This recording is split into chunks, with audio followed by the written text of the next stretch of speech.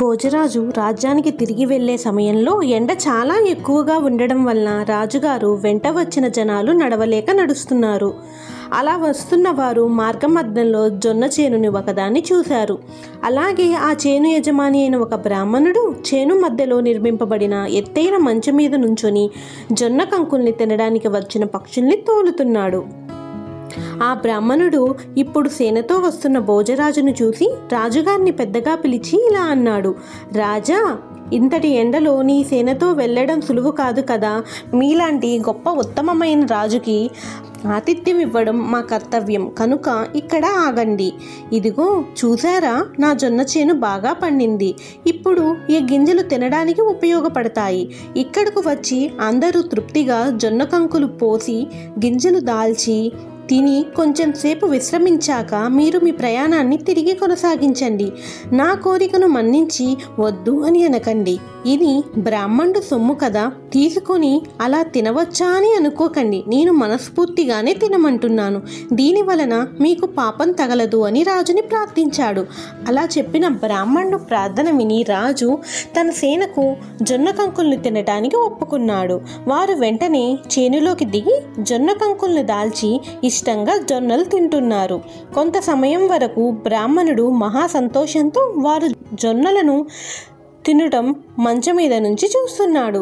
కొంత సమయం తరువాత బ్రాహ్మణుడు మంచం మీద నుండి కిందకి దిగాడు. అప్పటికి రాజుతో వచ్చిన జనులంతా జొన్న కంకుల్ని కొయ్యడం ఆపలేదు. ఇంచుమించు చేనులోని అన్ని జొన్న కంకుల్ని తిన్నారు. కిందకు వచ్చిన బ్రాహ్మణుడు తన చేను అంతా పాడైపోవడం చూసి కోపంతో మరియు బాధతో తట్టుకోలేక గుండె బాదుకుంటూ భోజరాజుకి ఎదురుగా నిలిచి, అయ్యయ్యో, ఇలాంటి ప్రవర్తన ఎందులో అయినా ఉందా? అన్యాయం అన్యాయం రాజా. నేరము చేసిన వానికి శిక్షించే పదవిలో ఉండి నీవే ఇలాంటి పని చేస్తే నువ్వు ఎలాగా ధర్మస్వరూపుడు అని పేరు పొందావు? ఇలాంటి పనులు చేస్తే నీ ప్రతిష్టను పాడు చేస్తాయి కదా. నేను చాలా పేదవాడిని. చాలా కష్టాల్లో ఉండి కూడా ఎలాగో కష్టపడి చిన్న పంట వేసి పెంచాను. దీని వలన కొంతకాలం గడుస్తుంది అని సంతోషించాను. నా ఆశలన్నీ అడుగంట చేశావు.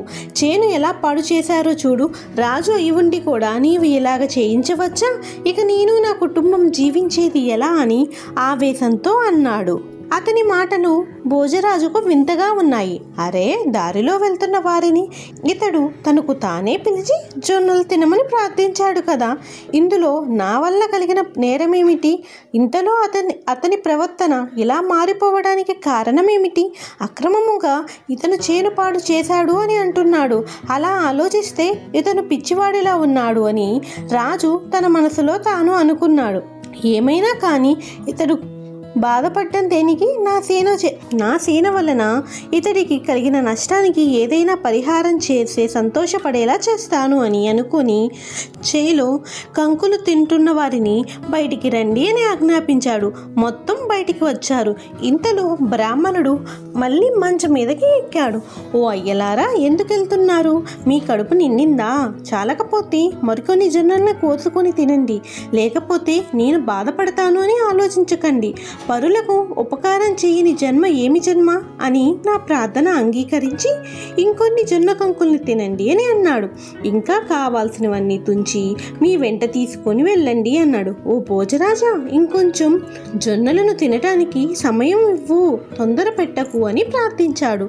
రాజు ఇతని చర్యలు చూసి ఆశ్చర్యపడి ఈ లక్షణాలు వెర్రివాడివా లేక వివేకవంతుడివా అని తెలుసుకొనుటకు సేనను తిరిగి చేనులోకి పంపాడు.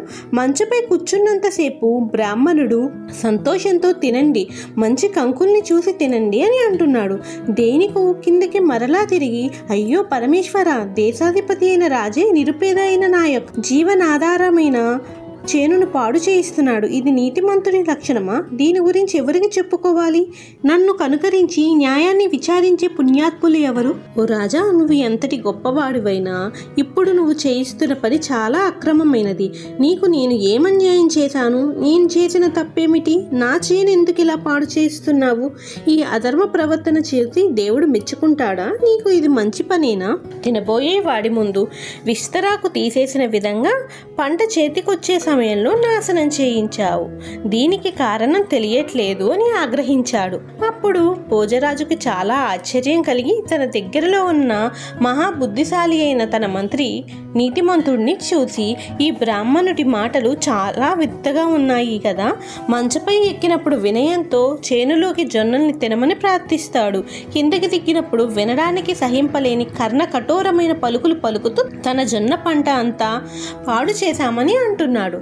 ఇతను ఈ విధంగా ప్రవర్తించడానికి గల కారణమేమిటో తెలియట్లేదు. మంత్రి గారు, మీకు ఏమి అనిపిస్తుందో ఆలోచించి చెప్పమని అడిగాడు. తెలివిగల ఆ మంత్రి బాగా ఆలోచించి రాజుతో, మహాప్రభు, బ్రాహ్మణుడు ఈ విధంగా ప్రార్థించడానికి ఆ మంచయే కారణమనిపిస్తుంది. మంచ పైనుంచి దిగగానే మహిమ తొలుగుట వలన సామాన్య లక్షణాలు కలవాడిలా మాట్లాడుతున్నాడు. బ్రాహ్మణుడు ఎక్కడ మంచెను కట్టాడో ఆ స్థలంలో ఏదో మహిమ ఉన్నది. పరీక్షించకుండా అక్కడ ఏమి ఉందో చెప్పడం సాధ్యం కాని పని. అక్కడ ఏమి ఉందో తెలుసుకోవాలంటే ఆ స్థలాన్ని తవ్వి చూడవలెను, లేకపోతే మనలో ఉన్న అనుమానాలు తొలగవు అని చెప్పాడు. భోజరాజు కూడా మంత్రి చెప్పిందే నచ్చింది.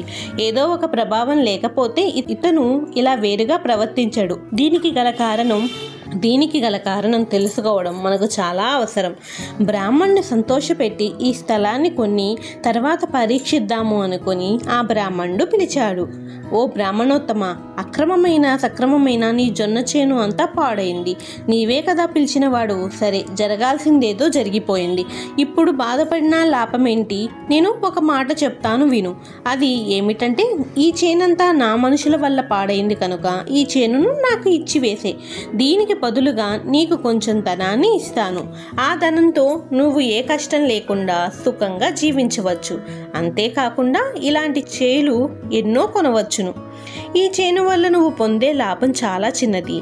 నీ మేలు ఎంచి ఇలా చెప్తున్నాను, అన్యాయం అనుకోకుండా తీసుకో అని చెప్పాడు. ఏమిటి, ఒప్పుకుంటున్నావా? ఈ ధనము తీసుకొని భూమిని మాకు ఇచ్చివై. నీ అభిప్రాయం ఏమిటో త్వరగా చెప్పు అని అడిగాడు.